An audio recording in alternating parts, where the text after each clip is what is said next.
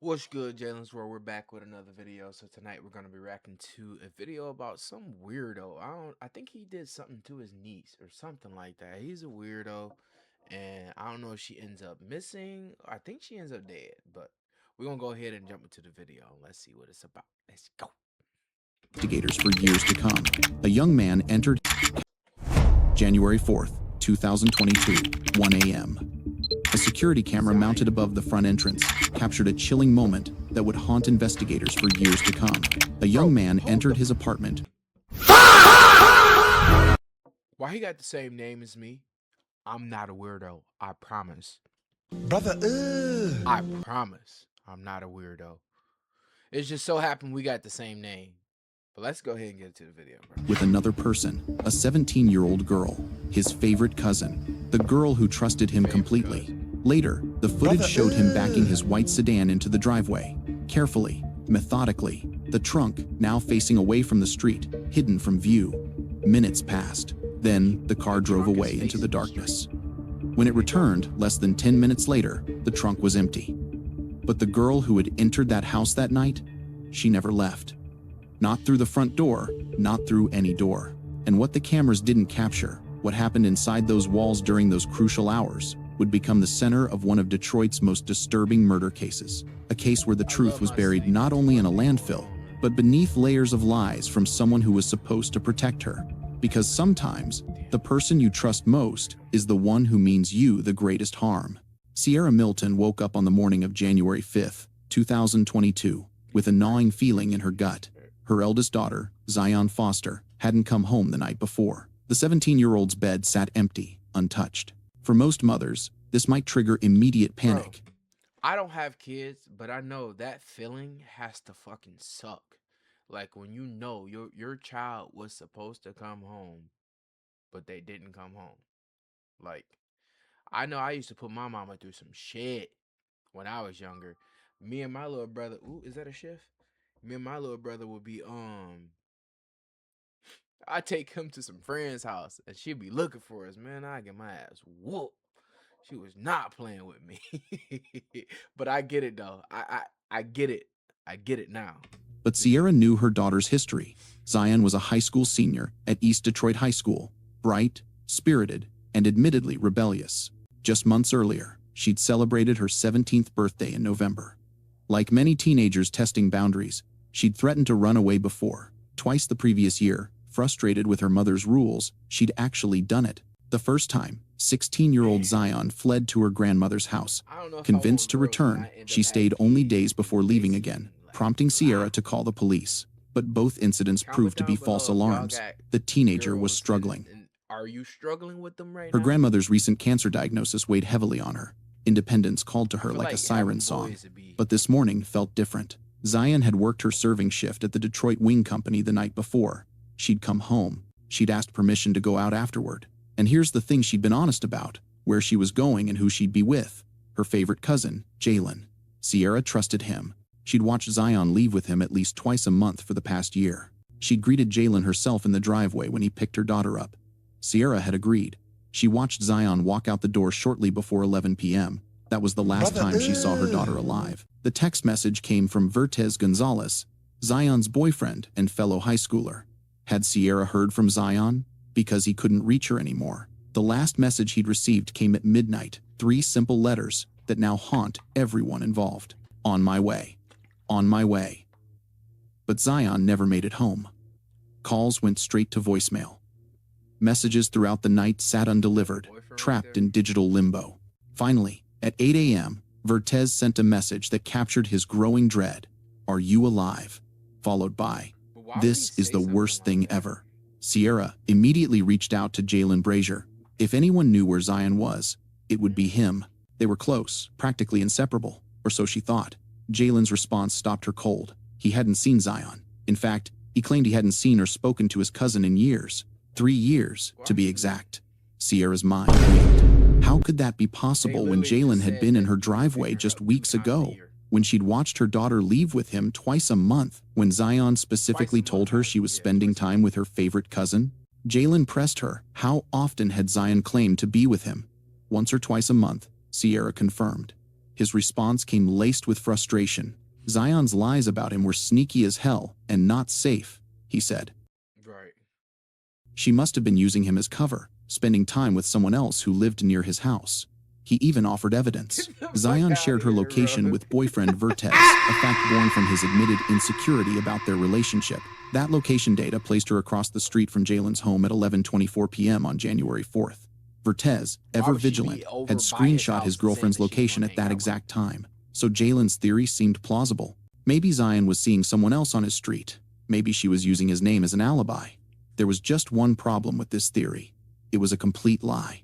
East Point police weren't exactly rushing to help. Sierra's missing person report met bureaucratic indifference. Her daughter had a history of running away, they reminded her bluntly. The officer handling the case didn't mince words. I'm going to be honest with you. We're taking this as she's a runaway. Receiving little support from law enforcement, Sierra took matters into her own hands. Family and friends rallied. They posted flyers across Detroit. They held rallies. They spoke to anyone who would listen. The media picked up the story. We need your eyes, Sierra pleaded to cameras. The police need your help. Meanwhile, officers eventually made their way to Jalen Brazier's home. They found him there with his longtime girlfriend, Katrina Smith. The 23-year-old father of two young boys, ages 1 and 2, seemed cooperative. He invited officers inside to look around. His story remained consistent. He hadn't seen his cousin in nearly a year since May 2021, he claimed. It was Zion's mother and her boyfriend who seemed fixated on this idea that she'd been with him. He'd even offered to show Sierra his Ring camera footage to prove Zion was never there. When Sierra examined the footage, she noticed something. Gaps. Missing entries for the night of January 4th. Obviously deleted, she thought. But police found nothing suspicious in their search. Why is there missing pieces? No signs Zion had been there. They listened while Jalen explained his frustrations over being dragged into drama caused by a 17-year-old cousin he rarely saw anymore. She's known to be a runaway, he told officers, his voice rising with apparent exasperation. Like, she's run away 4 times. Every time she's at some dude's house. Her mom knows this. Her mom's just playing it a certain way, and it's making me so uncomfortable. The officers left, seemingly satisfied. But Sierra Milton knew better. She'd seen Jalen in her driveway. She'd hugged him. She knew he was lying. The question was why. Sometimes the simplest solution cracks a case wide open. If Zion's location data placed her across from Jalen's house, why not check the neighbor's doorbell cameras? The footage told a story Jalen desperately wanted to hide. At approximately 11:15 p.m. on January 4th, a white sedan, the car known to be driven by Jalen Brazier, pulled into his driveway. 2 individuals emerged, clearly visible walking into the house. 1 male, 1 female. Now, Jalen had driven his girlfriend Katrina to work just before 11 p.m. that night. She worked the midnight shift at a manufacturing job 11 p.m. to 6 a.m. The second individual entering the house at 11:15 couldn't have been Katrina. Phone location data confirmed what the camera revealed. The 2 people entering Jalen's home that night were Jalen Brazier and Zion Foster. The camera never showed Zion leaving. But at 1 a.m., that same camera captured something chilling. Jalen's car pulled out of the driveway, then backed in. The trunk now faced the backyard, hidden from view. After a few minutes, the car drove off. It returned less than 10 minutes later. Search warrants came swiftly. Inside the house, nothing.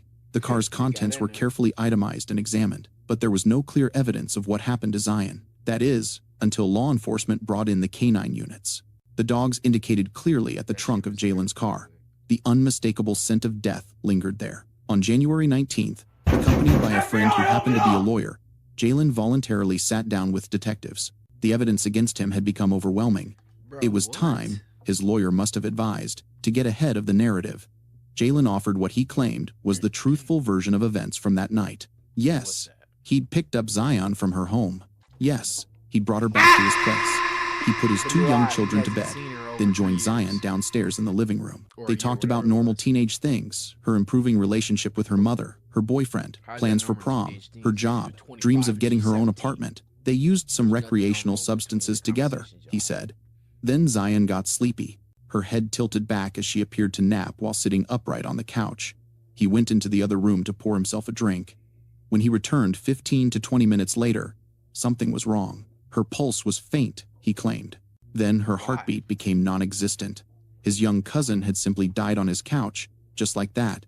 Instead of calling 911, Jalen said he panicked, not knowing how she died. He feared it would appear as though he'd killed her. So he made a choice that would haunt this case. I put her in my trunk, he told detectives, his voice steady and matter-of-fact, and I took her to Highland Park and put her inside of a trash receptacle, and I left. Detectives pressed him. How did he know Zion was actually dead? According to his story, the 17-year-old had... You weren't gonna go to jail. Like, you just said she tilted her head back and went to sleep. And suddenly she passed away. Bro, you didn't do nothing. The fuck you hiding the body for? It makes me think you did something. Inexplicably and abruptly stopped breathing. But was she truly gone? She wasn't breathing, Jalen insisted. Her heartbeat was like I couldn't read a heartbeat, couldn't feel a heartbeat or anything, so I would say she was dead, definitely. The timeline matched disturbingly well with other evidence. Jalen claimed Zion had been at his home for roughly 2 hours before she died, placing her time of death just past 1 a.m. Cell phone records showed her device dropped off the network at exactly 1 a.m., the same moment she stopped responding to messages from Vertez. Jalen also claimed he hadn't deleted any data from his phone since that night, but investigators discovered he'd performed a full factory reset just 2 days later, effectively wiping everything from his device. Still, the movements of his phone could be pieced together through cell tower data. This placed Jalen at 1 a.m. He led detectives to the location where he claimed to have left Zion's body weeks before. There was no longer any sign of her there. The trash had long since been collected and compacted. Sierra Milton's world shattered when she learned what her nephew had done. He said that my baby just died, she recounted, her voice breaking, and then that he threw her in a dumpster, like she was trash. When Jalen sat down for a follow-up interview the next day, January 20th, his story began to change. Now he claimed they'd taken hallucinogens that night. The powerful substances must have caused her heart to stop, he suggested. This explanation was about as medically plausible as his previous assertion, which is to say, not at all. The detective saw an opening. Perhaps Jalen would use the drugs as an excuse for his actions, for whatever steps he took to end his younger cousin's life. Did you have like a freaking momentary didn't know what you were doing moment? The detective pressed. The problem with those substances is when you're on them you don't know what you're doing. Right. Did you do something? But Jalen wouldn't bite. I was completely comfortable, he insisted. The detective failed to elicit a confession. Without this admission and without locating Zion's body, there wasn't enough evidence to proceed with a murder indictment. Jalen was placed under arrest anyway for one count of lying to police. His false statements had actively deceived investigators about Zion's whereabouts, her health and safety, and his interaction with her. It wasn't murder, but it was something. The search for Zion Foster became one of the most extraordinary efforts in Detroit law enforcement history. Garbage collection trucks working in Highland Park were tracked to specified areas in local landfills. An estimated 8-week project was launched to sort through literally mountains of waste from all over the Detroit area, compiled over several weeks. Dozens of volunteers, mostly wearing masks and hazmat suits, assisted by heavy machinery, picked through layer after layer of the landfill, systematically, methodically, looking for any sign of the 17-year-old girl someone had thrown away. We're doing what's right for the right reasons, officials announced. And we're going to do everything we possibly can to bring some degree of closure. Will never be complete closure, but some degree of closure and justice to this family. Meanwhile, Jalen Brazier faced up to 4 years in prison for lying to police. The Detroit Police Department, assisted by the FBI, continued seeking a warrant for murder. At his sentencing for the lying charge, Jalen pled his case. 1. I did turn myself in. Yes, I lied. But I was not in the right state of mind. There was no way for me to prepare for a situation like that. I was scared. I don't know exactly how she passed, what caused her to pass. I just know 1 minute she was cool, she was fine. She laid back for a minute. Next thing I know, she was dead. The judge wasn't having it. You think she dies and then you dispose of her body? Right. Just like that? That was your choice? Jalen tried to explain his panic, his confusion, his fear, but the judge cut him off. Stop it. I won't have any conversation in this courtroom. Jalen Brazier was sentenced to 23 months in prison. While incarcerated, Jalen's phone calls home to girlfriend Katrina and other family members were monitored closely. He occasionally used another inmate's calling code in a failed attempt to keep conversations private. He also possessed a prohibited cell phone, which he used to exchange thousands of messages with Katrina. Repeatedly, in his calls, Jalen would ask if anything major had happened. This seemed to be poorly concealed code. Was he asking whether the massive landfill search had found anything? Or anyone? The most logical and possible one right now, he told Katrina in one recorded call, is that there's nothing major. Nothing major is new. And due to that, there's a last effort to put together any types of anything. His relief was palpable. Keep your head up. Don't say nothing. Think about that for a moment. If Jalen's story was truthful, if Zion had died abruptly from some unknown and nonviolent cause, then there would be every reason for him to want her found. Finding Zion would exonerate him. The quicker the better. Wishing for her discovery should also be the sentiment of a loving cousin who cared about his family's peace of mind. Instead, over and over again, he expressed relief that no major developments had occurred in the search. As the final days of the landfill project approached, he began referring to it as a search for COVID. It was supposed to stop the COVID thing, he told Katrina cryptically, and it's not searching for COVID, so usually there's an update before that. But actually nothing. So don't worry about nothing. Jalen served just over 9 months before being granted early release through a special 90-day incarceration program, a boot camp designed like a military program where inmates convicted of certain crimes can better themselves and earn early release. It had been nearly a year. Zion had not been found. An indictment for murder had not been sought, and now the prime suspect walked free, returning to his home and his family. Sierra Milton's anguished question echoed through the community. Why is this man free? What can I admit to this and still be let free? Jalen Brazier's freedom was short-lived. On June 13, 2023, after a year-and-a-half investigation, the Detroit Police Department was finally granted a warrant for arrest. The 24-year-old would face charges of second-degree murder as well as tampering with evidence. Upon his arrest, 2 additional cell phones were seized. Despite the factory reset Jalen had performed on his device, investigators made a breakthrough. His search history had been held in cloud storage. On January 7th, 3 days after dumping his cousin's body in a dumpster, Jalen had performed a series of revealing Google searches. Are garbage trucks also crushers? What is the force of the machinery? How do police get your phone history? How do you know if police are watching you? But that wasn't all. In the months before the incident, Jalen had performed numerous disturbingly suggestive searches for adult content involving taboo family dynamics.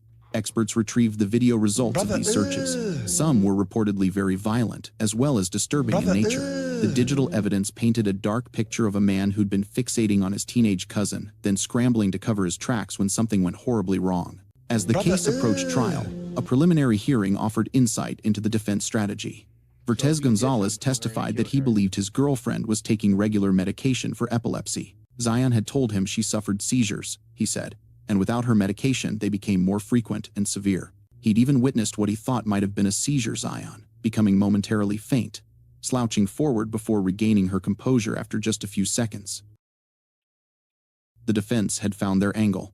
Perhaps Zion's medical condition led to her death suddenly in Jalen's living room. Maybe she'd had a seizure. There was just one problem with this theory. Sierra Milton, whose youngest child was in fact diagnosed with epilepsy, testified that Zion had never suffered a seizure.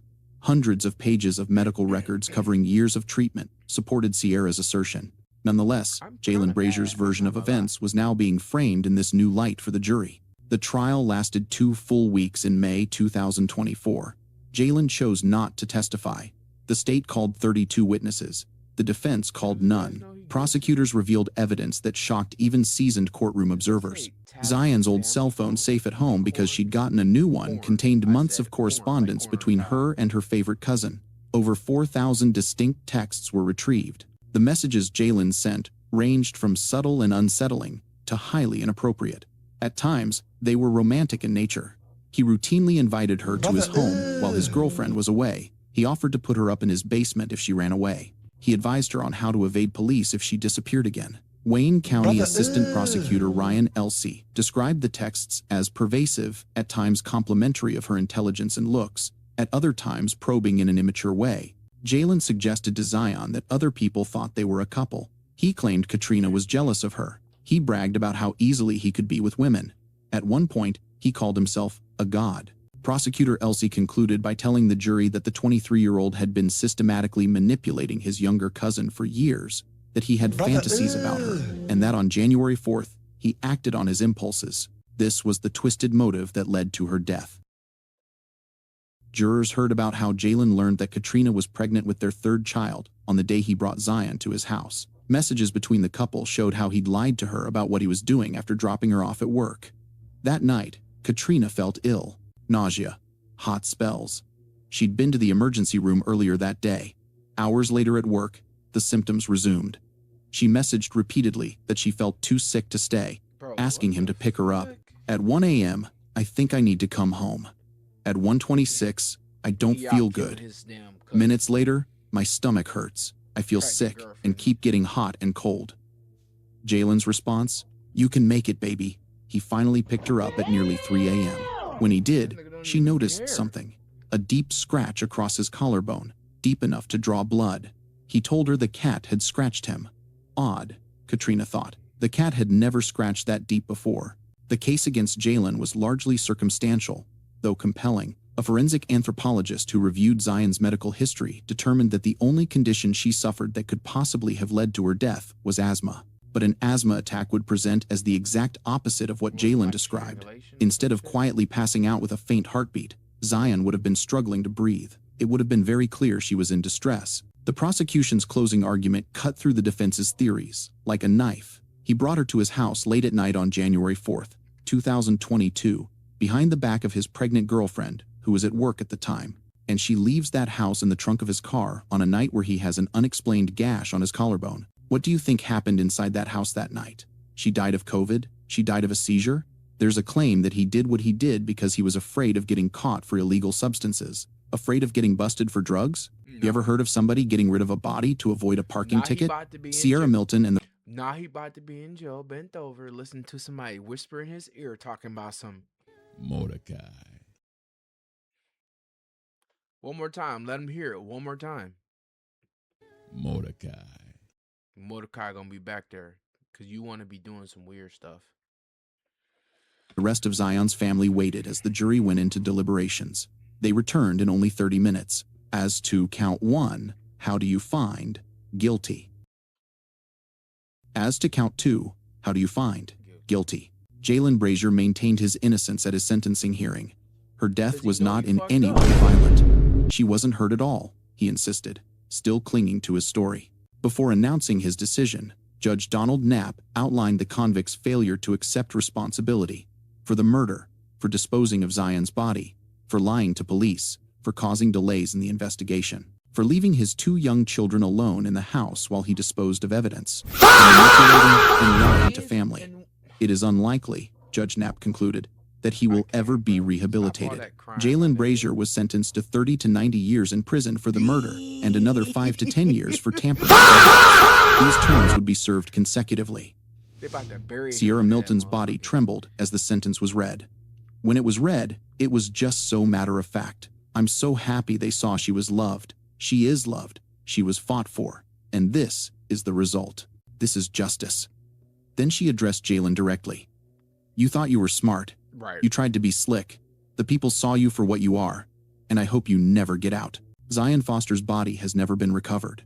Over 70 volunteers and law enforcement officials searched the landfill for nearly 6 months before finally admitting defeat. Somewhere in that massive expanse of waste and refuse, a 17-year-old girl with her whole life ahead of her remains lost. As of this writing, Jalen Brazier remains at an intake facility in Wayne County, awaiting his placement in a general population prison. He'll be eligible for parole when he's in his 50s.